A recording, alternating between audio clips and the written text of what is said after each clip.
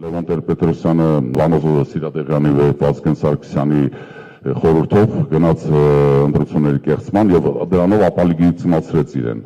Ինքը իրեն ապալիգիցացնելով փաստորեն այն ժամանակ սկսվեց մեր Արցախի կորուստը։ Մենք ոչ թե կորցրեցինք միայն հենց 2020 թվականին, որը որ Նիկոլը վերջին մեղ խփեց իհարկե այդ ամեն ինչի մեջ, բայց իրականը սկսեց մեր Արցախի կորուստը 96 թվականից, քանի որ այն արժեքները, որոնք պետք է լինեն ժողովրդավարական պետության մեջ, սկսեցին խարխլվել եւ դրանից հետո հնարավոր դարձավ արդեն թե հեղաշրջումը, որը կատարեցին Վազգեն Սարգսյանը եւ Ռոբերտ Քոչարյանը, հետո հենց դրա պատճառով այդ արհավիրքը եկավ մեր գլխին 27 հոկտեմբերի եւ դրանից հետո արդեն մնացին այն մարդիկ, իրանց ամենակարևոր արժեքը դա մամոնան էր եւ Աստվածը Բրիոնին եւ Զիլին էին իրանց եւ դրանով իրանք չհասկանալով թե ինչ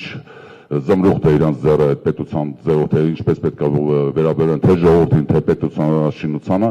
այդ մարդիկ իրանց անձնական շահերից ելնելով միայն իրանց մասին մտածելով բերեցին մեզ հասցրեցին այսօրվան։